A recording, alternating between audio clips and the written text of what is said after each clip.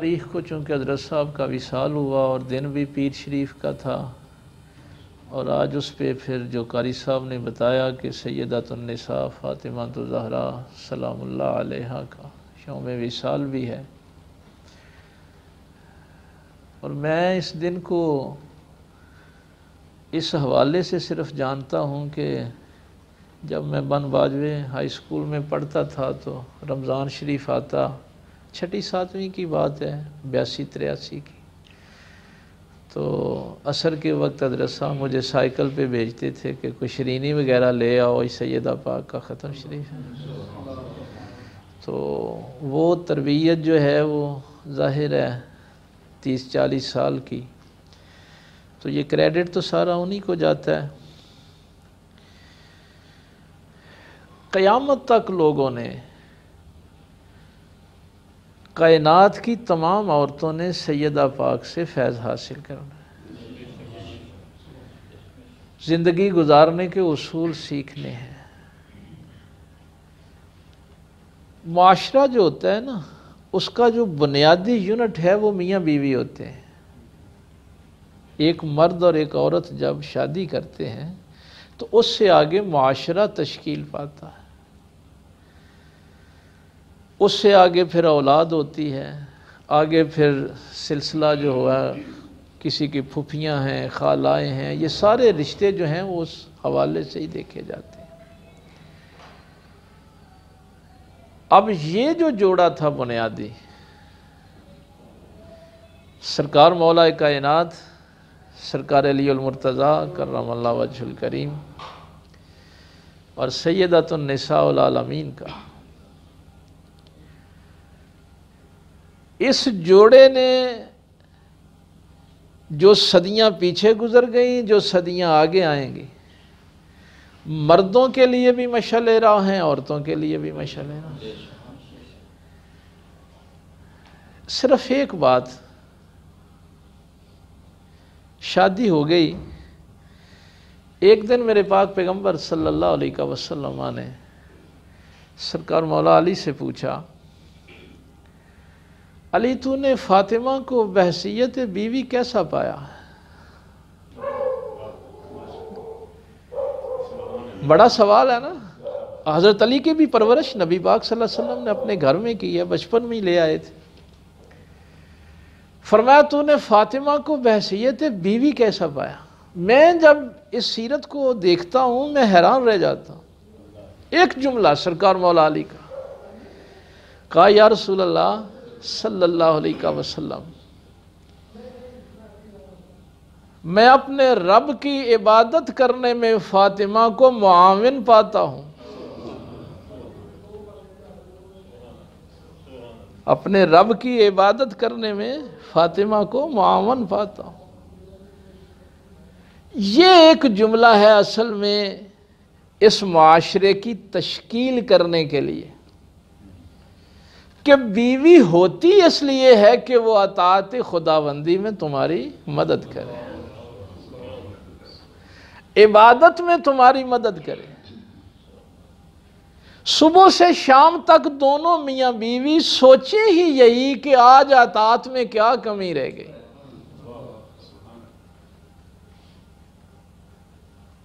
شاید کسی جمعے پہ میں نے یہ آپ سے ادھر عرض کیا ہو کہ میں نکاح کے معاملے میں بھی یہ جہاں جاتا ہوں دوستوں کو بتاتا ہوں کہ ہمارے ہاں نکاح کا جو ہوتا ہے نا معاملہ، وہ یہ ہوتا ہے کہ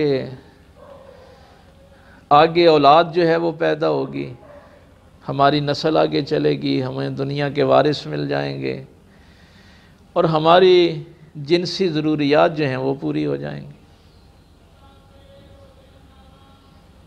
قرآن کہتا ہے کہ یہ دونوں کام تو ایک مشرکہ عورت بھی کرتی۔ ایک مشرکہ عورت جو ہے وہ بھی بچے پیدا کرتی ہے، تیری جنسی ضروریات پیدا کرتی ہے۔ وَلَا تَنْكِحُوا الْمُشْرِكَاتِ حَتَّى يُؤْمِنَ، لیکن قرآن کہتا ہے کہ مشرکہ سے شادی نہیں کرنا، مشرکہ سے نکاح نہیں کرنا، حَتَّى يُؤْمِنَ، یہاں تک کہ وہ ایمان والی ہو جائے۔ میں قرآن کی یہ آیت بڑی جگہ میں نے یہ سنائی، اس پہ بڑی گفتگو بھی کی، بڑی تقریریں کی، لیکن جب میں نے سرکار مولا علی کا یہ جملہ پڑھا، یقین جانیے اس آیت کی تشریح جو تھی وہ واضح ہو گئی کہ یا رسول اللہ، فاطمہ کو میں نے رب کی عبادت کرنے میں بڑا معاون پایا۔ تو اس کا مطلب ہے کہ میرے لیے بیوی اس لیے نہیں ہوتی جو میں نے سوچا ہوا ہے، بیوی اس لیے ہوتی ہے کہ وہ اللہ اور اس کے رسول کی اطاعت میں میری مدد کرے، میرے ساتھ تعاون کرے، اور پھر جیسے قاری صاحب نے فرمایا کہ اس مومنہ عورت سے پیدا ہونے والی پھر اولاد بھی اطاعت رسول میں تمہاری مددگار ہوگی۔ پھر بات یہاں تک تو نہیں رکے گی نا۔ اچھا، اس دور کا جو سوشل سٹیٹس تھا جیسے ہمارا ہے آج کل، یہی اس دور میں بھی تھا۔ حسب نسب دیکھا جاتا تھا، مال و دولت دیکھا جاتا تھا، یہی چیزیں تھیں جو آج دیکھی جاتی ہیں۔ سیدہ پاک کے نکاح کے لیے بڑے صحابہ نے درخواست پیش کی۔ کلچر جو ہے وہ میں عرض کر رہا ہوں کہ ہمارے ہاں تو یہ بات بڑی معیوب سمجھی جائے گی نا کہ مثلا میرے پاس کو آ کے کوئی بچہ میری بیٹی کا رشتہ مانگے تو ہم تو بڑا معیوب سمجھتے ہیں، لیکن اس کلچر میں نہیں تھا یہ بات۔ حضرت ابوبکر صدیق رضی اللہ تعالیٰ عنہ نے درخواست پیش کی تھی کہ میں سیدہ فاطمہ الزہرا سے نکاح کرنا چاہتا ہوں، اور صحابہ کرام نے بھی نکاح کی درخواست جو تھی وہ پیش کی، لیکن نبی پاک صلی اللہ علیہ وسلم نے اپنے اخلاق اور اپنے تدبر کے ساتھ ہر کسی کو بتا دیا کہ یہ معاملہ اللہ کے سپرد ہے اور اللہ تعالیٰ نے اس کا فیصلہ کرنا۔ مختصر یہ بات میں کرنا چاہتا ہوں کہ سرکار مولا علی کی شرم و حیا کا یہاں پر بھی یہ بات کہی جاتی ہے کہ رسول اللہ صلی اللہ علیہ وسلم نے خود ہمت بندھائی جب وہ رشتہ پوچھنے کے لیے آئے تو آنکھیں جھکا کے کہا کہ میں سیدہ پاک سے نکاح کرنا چاہتا ہوں۔ نبی پاک صلی اللہ علیہ وسلم نے جو بات ارشاد، ہم نے معاشرہ تشکیل کرنا ہے نا، ہمیں اصل میں پتہ نہیں کہ ہمارا دین ہمیں بتاتا کیا ہے۔ ولی جو گھر کا سربراہ ہے، باپ ہے، وہ بیٹی کی شادی کر سکتا ہے، اس کو اجازت ہے، اختیار ہے پاک پیغمبر صلی اللہ علیہ وسلم، لیکن سرکار نے فرمایا کہ علی میں فاطمہ سے پوچھ کر بتاؤں، میں فاطمہ سے اجازت لوں گا۔ یہ ہماری طرح کا نہیں ہے کہ بارات گارا کے بیٹھ جائے تو مولوی صاحب جاتے ہیں چلو جی اجازت لائیے۔ بچی سے یا بچے سے یہ جب رشتہ طے ہونا ہے تو اس سے پہلے اس سے پتہ کرنا ہے کہ وہ اس رشتے پہ راضی ہے یا نہیں ہے۔ یہ ہے سنت پاک پیغمبر صلی اللہ علیہ وسلم۔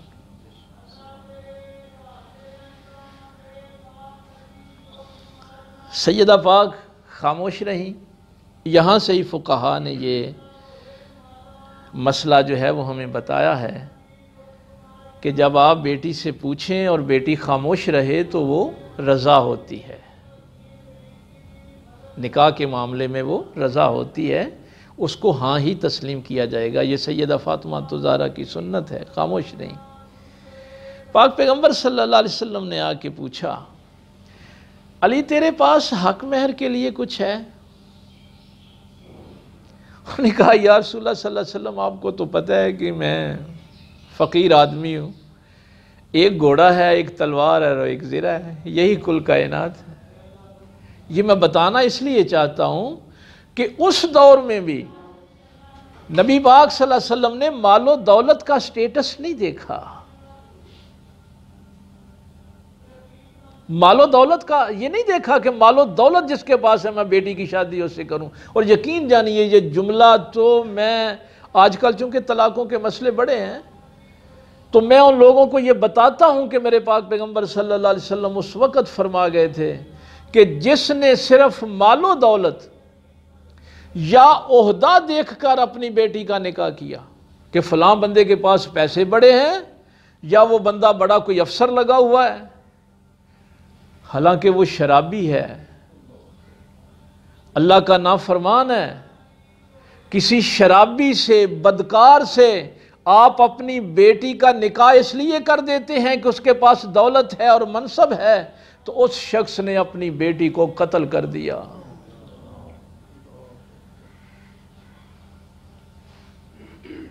لیکن آج ہم ہر جگہ یہ لیے پھرتے ہیں کہ یار طلاقاں دی شرب۔ بھئی جب آپ نے نکاح کا فیصلہ کیا تھا تو آپ نے دیکھا تھا کہ میرے پیغمبر نے اپنی بیٹی کی نکاح کے لیے کیا کچھ دیکھا تھا؟ کیا آپ نے اس وقت غور و فکر کیا تھا کہ مولا علی کے پاس کیا تھا اس وقت؟ کہا یا رسول اللہ صلی اللہ علیہ وسلم میرے پاس تو یہ تینوں چیزیں ہیں۔ فرمایا تم بہادر آدمی ہو، گھوڑے کی تو تلوار کی تو ظاہر ہے ضرورت ہے، جہاد کے لیے بھی جانا ہوتا ہے۔ یہ مدینہ شریف آ کے نکاح ہوا ہے نا، میں پورا سینیریو آپ کو بتا دوں، اب جنگوں کا سلسلہ جو ہے یہ شروع ہو گیا ہے۔ تو فرمایا اس کی تو ضرورت ہے، گھوڑے کی بھی اور تلوار کی بھی، اور ظاہر ہے تو جوان آدمی ہے، بہادر آدمی ہے، یہ زرہ جو لوہے کا لباس پہنتے تھے اس کی تجھے ضرورت نہیں ہے، اس کو فروخت کر لو۔ تو مولا علی سرکار بازار گئے فروخت کرنے کے لیے۔ میں اگلے دن ایک جگہ ایسی ہی گفتگو ہو رہی تھی تو بات صحابہ کے متعلق چل نکلی، تو میں نے اس عالم آدمی تھا، پڑھا لکھا بندہ تھا، تو میں نے اس سے کہا کہ سیدہ پاک کے نکاح کا ہی صرف واقعہ جو ہے وہ بیان کر دو تو سارے یہ فرقے ختم ہو جائیں گے۔ صرف ایک نکاح کا یہ واقعہ اصلی بیان کر دو نا تو یہ فرقوں والا معاملہ ختم ہو جائے۔ اب اس نے بیان شروع کیا۔ جب بیان شروع کیا تو یہاں تک پہنچا نا جب کہ نبی پاک صلی اللہ علیہ وسلم نے فرمایا کہ زرہ فروخت کر لو، تو حضرت علی گئے اور بازار میں زرہ 400 درہم کی فروخت کر کے آ گئے اور آ کے نبی پاک صلی اللہ علیہ وسلم کو 400 درہم دے دیا۔ میں نے کہا یہی خیانت اور یہی بددیانتی ہے نا، کہ جب آپ پوری بات نہیں کرتے۔ زرہ کی قیمت زیادہ نہیں لگ رہی تھی، کسی نے حضرت عثمان غنی رضی اللہ تعالیٰ عنہ کو بتایا کہ علی کو نکاح کے لیے پیسوں کی ضرورت ہے، تو وہ زرہ جس کے 10 20 50 درہم لگ رہے تھے اس کو 400 درہم میں حضرت عثمان غنی نے خریدا تھا۔ اب اگر اتنی سی بات بھی بتا دیتے تو یہ شیعہ سنی کا رولا ختم ہو جاتا، لیکن تم نے وہ چونکہ حضرت عثمان کی شان بیان نہیں کرنی تھی، پتہ چل جاتا کہ یہ کیا معاملہ ہوا ہے، تو بس یہ حرکت پھر کرتے ہیں کہ درمیان سے یہ چیزیں جو ہیں یہ چھوڑ جاتے ہیں۔ سرکار عثمان غنی رضی اللہ تعالیٰ عنہ نے وہ زرہ 400 درہم میں خریدی۔ خریدنا مقصد نہیں تھا، سرکار مولا علی کرم اللہ وجہ الکریم کو شادی کے لیے پیسے فراہم کرنا تھے۔ کیوں؟ اس لیے کہ حضرت عثمان نے وہ زرہ رکھی نہیں اپنے پاس۔ آپ جب کسی کے گھر شادی پہ جاتے ہیں تو دلہا دلہن کو تحفے تو دیتے ہیں نا، تو حضرت عثمان غنی نے شادی والے دن وہ تحفے کے طور پہ زرہ حضرت علی کو تحفے میں دے دی تھی یعنی زرہ رکھی بھی نہیں تھی۔ 400 درہم لے کے سرکار مولا کائنات نبی پاک صلی اللہ علیہ وسلم کی بارگاہ میں حاضر ہوئے۔ تو یہ جو آپ کہتے ہیں نا جہیز حضرت فاطمہ زہرا کا، اس کو جہیز نہیں کہنا، چونکہ نبی پاک صلی اللہ علیہ وسلم نے اپنی طرف سے کوئی چیز خرید کے نہیں دی تھی۔ یہ بات جاننا بہت ضروری ہے، اس لعنت میں ہم بھی مبتلا ہیں، لیکن مصیبت یہ ہے کہ ابھی معاشرے کو چونکہ وہ اویئرنس نہیں ہے، آگاہی نہیں ہے، تو پہلے تو ہم یہ کوشش کر رہے ہیں کہ پہلے معاشرے کو یہ تو پتہ چلے کہ ماں باپ کی طرف سے کوئی چیز جو ہے وہ نہیں دینی بیٹی کو،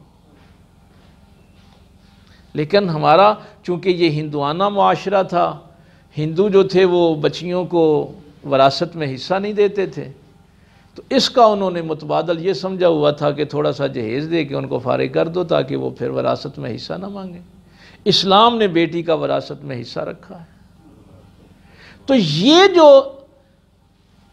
20-25 برتن آپ کو، وہ 4 تکیے، ایک مشکیزہ، یہ گلاس، اور ایک وہ چمڑے کا گدا، اور ایک چمڑے کا گدا نیچے بچھانے والا، اور ایک چکی، یہ جو چیزیں ہیں یہ ان 400 درہم سے خریدی گئی تھیں جو حضرت علی لے کے آئے تھے۔ تو یہ بتایا گیا ہے کہ بچی کے لیے جس بندے نے نکاح کرنا ہے اس کے گھر کی ضروریات ساری کی ساری مرد نے پوری کرنی ہے۔ یہ جو جہیز لفظ ہے نا، یہ جہزہ، تجہیز سے نکلا ہے۔ جب کوئی فوت ہو جاتا ہے تو آپ کہتے ہیں تجہیز و تکفین۔ تو تجہیز جو ہوتی ہے اس کا معنی ہوتا ہے تیاری کرنا، یعنی مردے کو دفنانے کے لیے جو بھی کوئی آپ اس کو غسل وغیرہ دیتے ہیں، قبر نکالتے ہیں، یہ سارے کام جو ہیں اس تیاری کو تجہیز کہتے ہیں۔ تو جہیز کا مطلب بھی ہوتا ہے شادی کی تیاری، لیکن اس میں نان، نفقہ اور سکنا یہ مرد کے ذمے ہے۔ اس لیے آج کے بعد کبھی یہ نہیں کہنا کہ نبی پاک نے بھی تو حضرت فاطمہ کو جہیز دیا تھا نا، چاہے تھوڑا دیا تھا، نبی پاک نے نہیں دیا، وہ اس 400 درہم میں سے خریدا گیا تھا۔ نکاح بڑی سادگی کے ساتھ ہوا۔ اسلام میں بارات کا کوئی تصور نہیں ہے۔ یہ جو ہم بڑی بڑی 200 400 براتیں لے کے آ جاتے ہیں نا، اسلام میں اس کا کوئی تصور نہیں ہے۔ اسلام میں تصور صرف ولیمے کا ہے۔ نبی پاک صلی اللہ علیہ وسلم نے فرمایا کہ ولیمہ کرنا ہے چاہے ایک بکری کا کرو۔ میں جب یہ باتیں مختلف جگہ پہ بیان کرتا ہوں تو وہاں یہ میں کہتا ہوں کہ میرے ساتھ بھی یہی معاملہ ہے۔ وہ کہتے ہیں پھر آپ کیوں؟ میں نے کہا بھائی یہ معاشرتی پرابلم ہے نا، پہلے اویئرنیس دو۔ اس کام کو اب اگر کرتے بھی ہو تو غلط سمجھ کے کرو۔ بارات منگوائی ہے تو سمجھو یہ غلط ہے۔ ذہن میں پہلے یہ تو تصور آئے نا کہ یہ جو میں کر رہا ہوں، جہیز دے رہے ہو تو اس کو غلط سمجھ کے کرو۔ اس کا نتیجہ کیا نکلے گا کہ تم نمائش نہیں کرو گے، کم از کم نمائش سے تو بچ جاؤ گے، شیخیاں نہیں بکھیرو گے۔ ایک بڑی اہم بات، نکاح کا خطبہ نبی پاک صلی اللہ علیہ وسلم نے نکاح پڑھایا، اللہ کی حمد و ثنا، قرآن کی آیات، درود پڑھا گیا، اور آخر میں یہ ہمارے ہاں نکاح میں ایسا نہیں ہوتا۔ نبی پاک صلی اللہ علیہ وسلم نے خطبے کے آخر میں سرکار مولا علی کے اوصاف بیان کیے حضرت فاطمہ کے سامنے۔ یہ پتہ ہے نا سیدہ فاطمہ تو زہرا بیضات منی ہے، سرکار فرماتے ہیں میرے جگر کا ٹکڑا ہے، آیا تطہیر کی وارثہ ہیں، اللہ غنی، طیبہ طاہرہ ہیں، خاتون جنت ہیں۔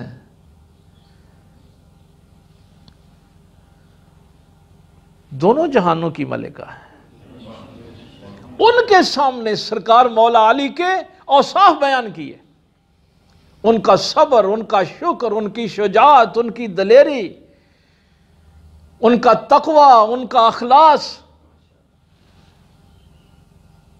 آج جب میں نکاح پڑھاؤں تو میں دلہن کے سامنے اس دلہے کے کیا اوصاف بیان کروں؟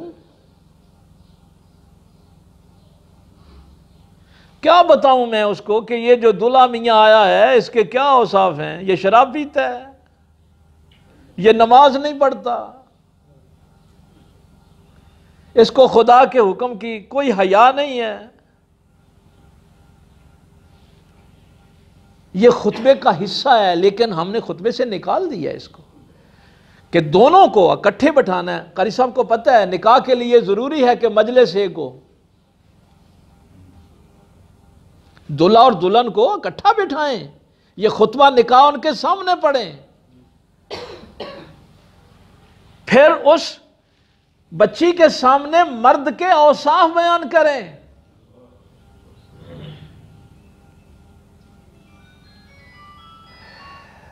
اب جو روایت تھی، بنی ہاشم تلواریں لے کے کھڑے تھے سواریوں پہ، اونٹوں پہ، اور نبی پاک صلی اللہ علیہ وسلم نے رخصتی کے وقت دونوں کو اکٹھے بٹھایا، فرمایا کہ گھر کے سارے معاملات فاطمہ کے ذمہ ہوں گے، باہر کے سارے معاملات علی کے ذمہ ہوں گے. اگر کبھی علی تھکا ہارا باہر سے آئے گا تو اونٹنی کو چارہ ڈالنا ہوگا تو فاطمہ تعاون کرے گی، یہ نہیں کہے گی کہ باہر کا میں نے کام نہیں کرنا. اور اگر فاطمہ کو ضرورت پڑے گی تو علی گھر کے کام میں بھی اس کے ساتھ تعاون کرے گا. یعنی میں صرف آپ کو یہ بتانا چاہتا ہوں کہ میرے نبی نے معاشرہ کیسا بنایا ہے. ہمارے ہاں یہ بتایا جاتا ہے کہ ایسا مہندی تے اتنا خرچ کرنا ہے، فلانے دن اتنا ہے سوٹ، 4 دن کیڑے کیڑے پانے نے، آگے زندگی کیسے گزارنی ہے یہ نہیں پتا.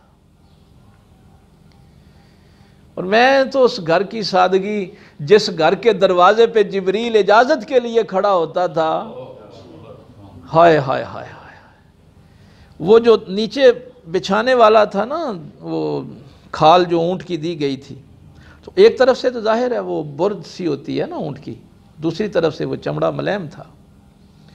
تو مولا علی سرکار کبھی جب تھکے ہارے آتے تھے تو سیدہ پاک اسی چٹائی کو باہر نکالتی، اس کو الٹا کر کے اس چمڑے کی جانب اس کے اوپر اپنی ڈاچی کو چارہ ڈال دیتی تھی، اور رات کو اس کو ہی الٹا کر کے اس پہ سو لیا جاتا تھا.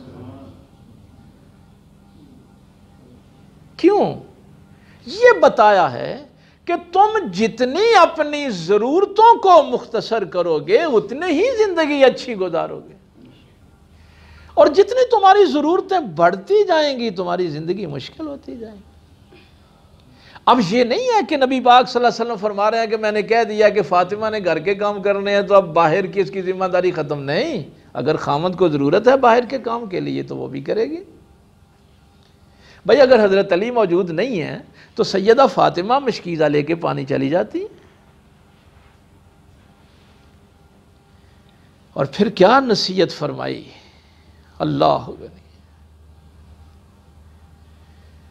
بیٹی کو کیا بتایا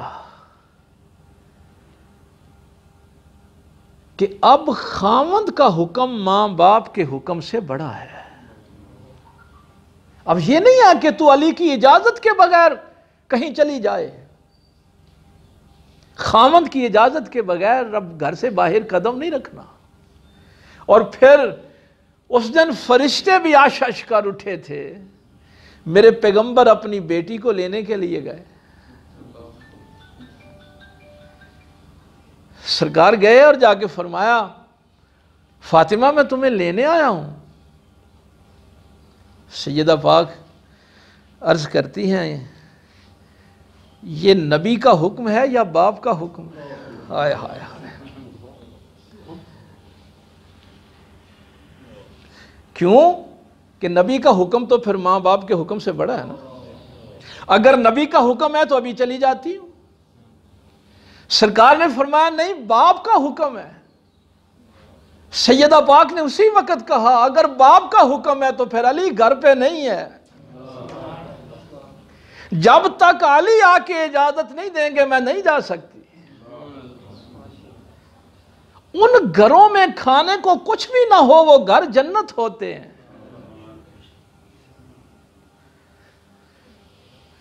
اور کبھی سیرت کی کتاب میں یہ واقعہ پڑھیں، سرکار آلتی پالتی مار کے نیچے فرش پہ بیٹھ گئے. تھوڑی دیر کے بعد سرکار مولا علی جب تشریف لائے، یا رسول اللہ صلی اللہ علیہ وسلم آپ نیچے صحن میں بیٹھے ہوئے. فرمایا میں فاطمہ کو لینے آیا تھا. یا رسول اللہ صلی اللہ علیہ وسلم آپ کی بیٹی لے جائیں. فرمایا وہ مان نہیں رہی، وہ کہتی ہے علی اجازت دے گا تو میں جاؤں گی۔ ہم میں سے کتنے لوگ ہیں جنہوں نے اپنی بیٹیوں کو یہ کہہ کے گھر سے رخصت کیا ہے کہ مرد پر سب سے زیادہ حق اس کے ماں باپ کا ہے اور بیوی پر سب سے زیادہ حق اس کے خاوند کا ہے۔ تو یہ جو معاشرے کا بنیادی یونٹ ہے، اس یونٹ کو نبی پاک نے ایسا مضبوط کیا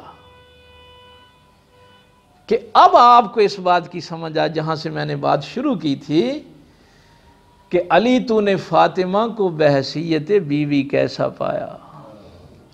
یا رسول اللہ صلی اللہ علیہ وسلم، اللہ کی عبادت کرنے میں فاطمہ کو بڑا معاون پایا ہے،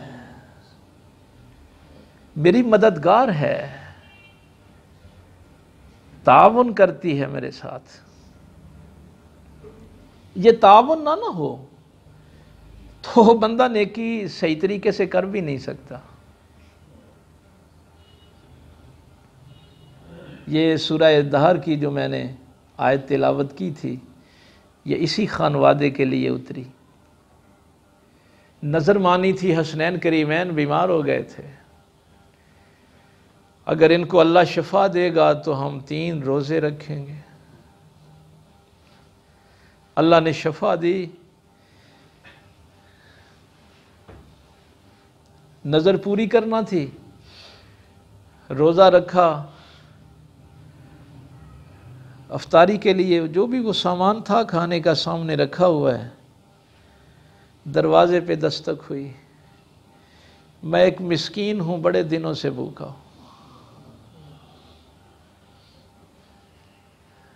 مولا علی سرکار نے وہ سارا کھانا اٹھایا، اس مسکین کو دے دیا، خود پانی سے افطاری کر لی۔ اب اگر بیوی تعاون نہ کرے تو علی کھانا دے سکتا ہے؟ اگر بیوی کہے کہ میں تو بھوکی مر چلی ہوں، تو اتنے مسکیناں نو دیندا پھر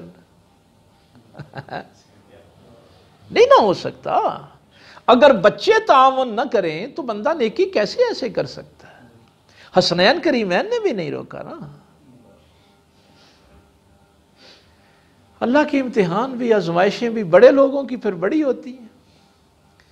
اگلا دن ہوا، اب جسم بھی نڈال ہے، ظاہر ہے کل بھی کھانے کو نہیں ملا، اب تھوڑا بہت وہ کھانے کا معاملہ آگے رکھا تو دروازے پہ دستک ہوئی کہ میں یتیم ہوں، بڑے دنوں سے بھوکا ہوں۔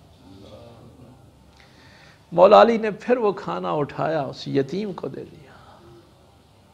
اب ذرا بتائیں، مولا علی کا یہ جملہ اگر آپ کو سمجھ آ جائے کہ فاطمہ رب کی عبادت میں میری بڑی معاون ہے، بڑا تعاون کرتی ہے، تیسرے دن تو جسم جواب دے گئے، اور اس حالت میں دروازے پہ دستک ہوئی کہ میں ایک قیدی ہوں۔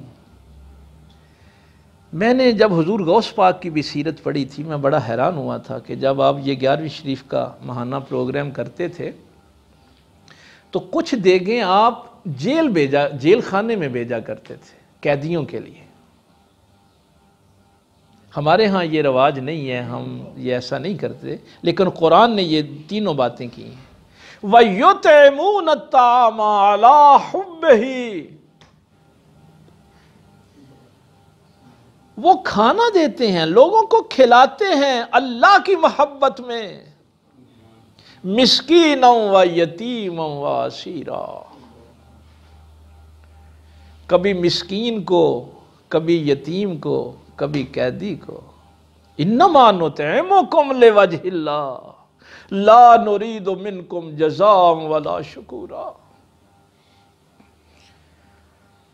ہائے ہائے ہائے، یہ سورہ دہر کی آیات آپ کو سنا رہا ہوں۔ کیسے کر لیتے ہیں یہ؟ بچے بھوکے ہوں، بیوی بھوکی ہو، کیسے کر لیتے ہیں کہ کھانا اٹھا کے مسکین کو دے دیتے ہیں، یتیم کو دے دیتے ہیں، قیدی کو دے دیتے ہیں۔ لوجہ اللہ لا نرید منکم جزاء ولا شکورا، وہ تو اپنے رب کے لیے کرتے ہیں، اس کی محبت میں کرتے ہیں، دل میں کبھی خیال بھی نہیں آیا، جزاء ولا شکورا، کہ مجھے اس کے بدلے میں کوئی جزا دے یا ہمارا کوئی شکریہ ہی ادا کرے۔ وہ تو دل میں یہ بھی نہیں سوچتے کہ یہ جو ہم نے نیکی کی ہے اگلا ہمارا شکریہ ادا کرے، اس کو بھی برداشت نہیں کرتے۔ کسی سے جزا لینا تو بڑی دور کی بات ہے۔ تو یہ ہستیاں قیامت تک ہمارے لیے مشعل رہے، ہم ان سے نہیں استفادہ کرتے تو وہ ہماری مرضی ہے۔ تو روزے کی حالت میں اتنا ہی آپ سے گفتگو کر سکتا تھا۔ حضرت صاحب قبلہ کو اہل بیت اطہار سے ایک خاص محبت تھی، پیار تھا، اور وہی چیز انہوں نے ہمارے اندر بھی منتقل کی۔ تو آپ سارے حضرات تشریف لائے اس مقدس اور بابرکت محفل میں۔ اللہ تعالیٰ آپ سب کی بھی حاضری قبول فرمائے، سب دا آنا جانا جو ہے وہ برکت فرمائے۔ وآخر دعوانا الحمدللہ رب العالمین۔